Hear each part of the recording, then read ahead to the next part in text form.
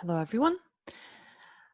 I would like to start my presentation with this image of the damaged Hungarian National Radio building after the Hungarian uprising against the Soviet rule in 1956, as a kind of symbolic link between the ideas that I will be talking about today, which is civil participation, or civil disobedience in this case, a radio, and the city.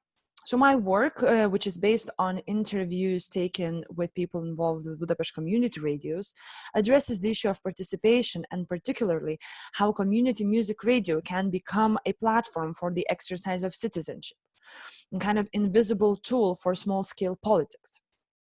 And while I am investigating several threads, the focus today is much in line with the theme of the conference, the city, since Budapest could be calling as well. So another reason why I think this image is a good starting point is because in order to address participation, it's important to remember two historic points that shape the contemporary relationship between public and the media in Hungary. So one of them is Soviet occupation, and the other one is the neo-authoritarian turn following the electoral victory of Viktor Orban's right-wing populist Fidesz party and his Christian Democrats party ally in 2010. So these are two keys that result in the contemporary low public involvement in the politics and negative net media trust. So a certain apathy that is currently being observed, and in particular to media. And this is why I think it's relevant to look into the issue of participation into the socio-political realities through the perspective of community radios in Budapest. It is important to know that my focus is not on serious journalism or the relationship between media and its transparency and the government's sort of tendencies to lean towards authoritarianism. Instead, I want to focus on the entertaining role of community radios and try to offer a more bottom-up perspective on how these radios in Budapest diversify and thus contest their local cultural scene and attitudes. By employing music and fun, they question the very notion of significance and thus create space for a socio-political critique. So today I will firstly outline the sort of theoretical background of my work, then to go deeper into the relationship between the city and the radio in order to highlight the importance of the small thing in the plurality that is at the heart of healthy democracy, of the city, and of the community radio. So at the moment on the screen you can see the entrance to Tilos radio studio. This radio is important not only in Hungary, where it started off as a pirate radio station in the 90s and became the first third sector or community radio, but for the entire region of the post-Soviet bloc countries. As to this day, Tilos is the oldest and the most prominent community radio in Eastern Europe. Tilos in Hungarian means forbidden, and it continues to carry the legacy and the connotations of subversiveness. So I've spoken to Zaba Bereni, Todd Zabolaks from there, and Peter Bokor, Marsibir, and Janos Hegimegi from Radio Lamajun, which is a slightly different radio station, perhaps reflecting more contemporary online radio cultures.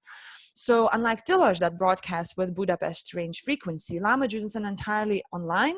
It's also quite a young and less known radio station, which started off as a blog, MMM.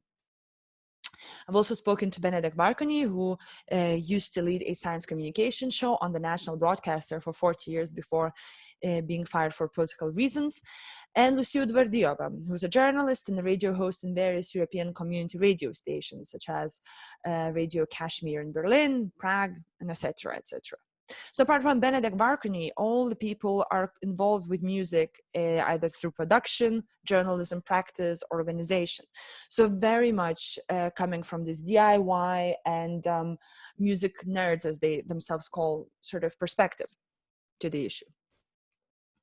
So the way I conceptualize radio in my work, for the most part, is based on Chantal Mouffe's ideas on the political. In her work, Mouffe argues that in order to have a healthy democracy, there needs to be a public space for contestation of different political ideas and projects, a kind of forum for participating in the debate through what she calls, in this and other works, agonistic citizenship. So the general idea is that in a pluralistic society, conflicts of opinion will continue to emerge. And when the channels are not available through which conflicts could take an agonistic form, those conflicts tend to emerge in the antagonistic mode. So played from a moral register, which establishes contradicting political opinions as opposing poles of good and evil, antagonism creates urgency and prompts exclusion that can become a threat to jeopardize democratic institutions, whose inherent purpose is to foster discussion. And Chantal Mouffe gives example of the rise of far right. Agonism, on the other hand, involves a great deal of care. It considers the issue as one's own and the process of discussion as necessary and kind of ongoing, never-ending. So the discussion is much more important than the solution to it itself in some ways. So in terms of community radios, these ideas of public space for contestation and agonism are particularly important because, firstly, the idea of publicity in a small-scale community radios that often broadcast to a very niche audience allows alternative voices to find a space in the sort of outside the private realm of their conversations, but nevertheless not in a mainstream public space. So these voices can express their socio-political visions and music taste in these kind of margins of the city, to which I will come back in a bit. The second idea is that of agonism, and in particularly, which unlike antagonism, leading towards absolute extremes, agonism allows space for humor and music. So these kind of detours, or perhaps less important elements that constitute a status quo and contribute to socio-political realities. So these small, subtle, and not necessarily explicitly political parts of discussion also contribute to contestation of ideas. And we will see community radio being concerned with those in particular. In addition, I argue that radio's agency, its invisible oral agency, with its invisibility, proximity, and amiability, also makes it a very suitable medium for the exercise of an agonistic citizenship. As Simon Frith has famously observed, radio is the perfect medium for the everyday. So this critical history of, let's say, pirate radios, romantic rebellion, as well as commercial inferiority in popular music promotion, as investigated by Michelle Helms, contributes to the friendly and casual profile of these radios. At the same time, it also, there also lies a power in this invisibility too. The space I'm referring to should not be taken only metaphorically, but also quite practically, as radios need to exist and in turn, through social contact, these spaces inform that radio content as well. So Peter Bocker from Lamajun observes that, and I should mention, illegal raves in surrounding forests are during summer a very important forum for Budapest. So first of all, of course, he uses the word forum, which already implies a debate, a democratic process of arguing. Here it is used to describe a kind of music democracy, bridging this idea of contestation of ideas with music radio. The second important idea is the surrounding forest, which quite literally being in the margins of the city are invisible, or at least in sort of shadows of big major public events. I think this is important to see this relationship between the little ideas or alternative cultures finding themselves outside the city and then coming back to inform each other and create certain new versions or visions of music and culture in the city through radio. In fact, the idea of diversifying the mainstream soundscape is coded in Lamajun's name in itself. So at the moment on the screen, you can see the picture of their studio. In the back there's a poster with the logo, which is of a Turkish pizza that Lamajun actually means. So Peter Bocker, when he came to Budapest after living in Berlin for a while, noticed the lack of diversity, both in terms of food, but also music and culture. So this radio and its name represents these two kind of ideas. First, the need to contest and diversify Budapest nightlife or musical life, but also not to be taken too seriously by employing this quite Dadaistic image of a pizza. The building in which this location is based is also important. So Lamajun is part of several institutions that are being hosted by the important culture and social hub Goya, which according to Bocker is almost an institution in Budapest. So there's also a kindergarten, dance studio, an incognito political newspaper, a concert venue, and a bar that is amongst the initiatives that are being hosted there. And all these initiatives at least partially share the visions of Budapest life, nightlife in particular, I suppose. So this signifies how a place become a social and cultural hub for the radio, like the raves, to exist among like-minded people. At the same time, being one of the hubs, it also informs and then continues to create following events and spaces. As Udvardiova observes, Lamajun is also connected really to the public space and the actual city and what happens around. So it's online, but this kind of offline presence is just as equally important. Even though only streaming online, by simply lending their technological tools, such as sound equipment to concerts and gigs in the city, Lamajun contributes to the exercise of cultural vision and creates other spaces in turn. So there's this dual way in which city and radio interact that I think is very important to start conceptualizing the social participatory modes that radio can offer. The hosts actually reflect that the city is desperately needing such projects, as the previously mentioned Goya. And one of the examples that they give is of a radio show, a late night live student radio show that channels a certain desperation and involves quite idealistic discussions about the issue that the students think are the most important and frustrating about the city they live in. So the host described the show using slightly destructive tools, being intoxicated and using rather coarse language while broadcasting, and something that might not find place in mainstream media. In fact, when I asked whether radio sounds like Budapest, this example was given. And Bokor describes that show channeling this desperation coming from the deepest souls. The hosts have fun and they have desperation. So this is super authentic Budapest. These two ideas, fun and desperation, apart from being incredibly poetic, I think, also echo a kind of over-determination and care that makes up agonistic citizenship initially argued by Moulfe. So they signify this participation and getting involved with the issue, but also through a certain distance that a public performance on the radio allows. So the radio kind of offers this invisibility for these attitudes as well. And the way, I will come back to this idea in a bit, the way this kind of conversation with swear words and very honest chat online can create a sense of participating in a very private conversation.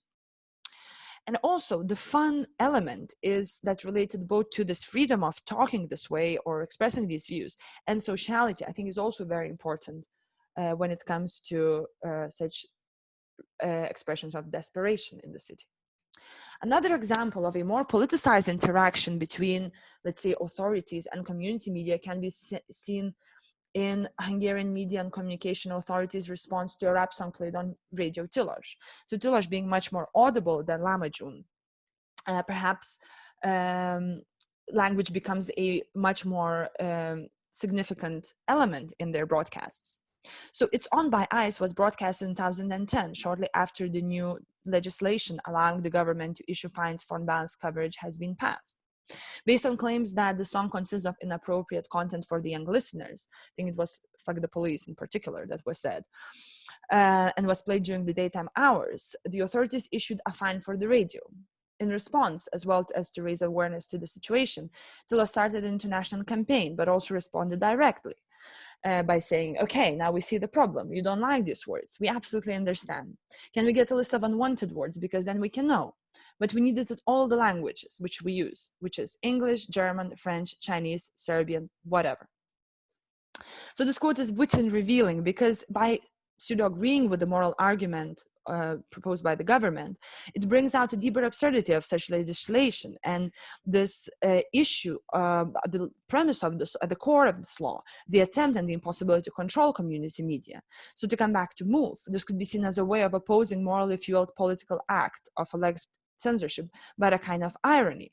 And instead of kind of creating antagonism and blame, Tilos employs mockery, and I think this is quite powerful, because the satirical approach challenges the moralizing politics without antagonizing them explicitly, and shows how music, through its language, can be used as a pretext to politicize the situation of an already tense relationship between community radios and the government. In general, when talking with all the interviewees, there's a sense that the political relationship, the kind of teaser social critique, is much less important than the actual enjoyment and music. Peter Bokor says that the serious part is that we try to play good music. That describes a news show where the hosts go around the neighborhood asking people how essentially they are, as a way to challenge the populist and sort of urgent news that you see on the mainstream media by spreading the importance of a small thing. So through music and what is considered a good laugh, these radios challenge the hierarchy, not only of global and local events, but of the very significance of what can be heard through the radio. As Bokor says, when selecting who to allow to broadcast, that it must be significant. If it's significant, then it's not a good match, which is a very humorous approach, but to really challenge the idea of seriousness of the big thing that radios are not interested in at all, it seems.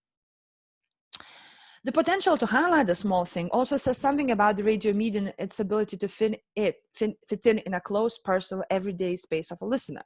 So Hegi Megi observes his preference of a live broadcast, that it feels like overhearing someone else's conversation, kind of. There's this intimacy, it's very, very present. So this links back to the student show in some ways, which is also shows this kind of overhearing, sense of overhearing their conversation. Intimacy, of course, has its own critical history with its ties to authenticity, romantic myths that Simon Frith observes that deeply rooted in the rock and folk tradition and fan cultures. It also shows, this quote shows the kind of marriage of aesthetic and moral judgment, again linking it to the rock tradition and the potential for alternative musical preferences to align with anti-establishment socio-political ideas that has been seen throughout the history of popular music. It also shows how radio can seem very close, personal, and intimate to the listener, part of their everyday rituals. The choice of words brings attention to the way sound is received, as one cannot hear away, as can be done with sight or touch, but becomes an involuntary participant in the radio conversation. Bokor elaborates it even further when he says that radio is a very natural way of documenting music life in your scene. You basically linearize things, they are mirrored. This is really just a documentation of how people feel, what music they like, what ideas they have. So the close relationship both to the community around a certain genre of lifestyle and this kind of mirroring between citizens observing the reflection of their own reality informs the content of the radio and makes radio a point in the city itself. So from the places that kind of people gather in the city to deeply personal perspective that can be heard on the city. This all creates a kind of physical playground and a social construct built in order to practice belonging and participation, just as, well, that is citizenship. Just as a city, the radio cannot be homogeneous, but is rather a juxtaposed plurality of this kind of visions that are mapped, an oral map, so to say. So to listen to community radio sound is to overhear the soundscape of the city through a song, a political opinion, a joke, a swear word perhaps. In this hierarchy where only music and fun seem to be the priorities, rebellious and alternative tendencies are facilitated yet not forced. So to finalize with Udvardijova's quote, maybe the radio is becoming more cacophonic. It's only chaos which reflects how the world is maybe as well. And this cacophony of sounds that she refers to can also be applied to plurality of a city and of a society. The way conflicts can be channeled through a community radio offers a potential to practice participation in a different way. Instead of propagating urgency, radios are there to highlight the negligible but fun, to be enjoyed both by hosts and the audiences. This way they stand as an antidote to the absolute importance of a government shifting towards the authoritarian in Budapest, but can also offer new ways to conceptualize spectatorship or, well, perhaps auditorship of participatory and active, and perhaps even activist media, engaging in the socio-political status quo through music and through humor, through a small thing. Thank you very much.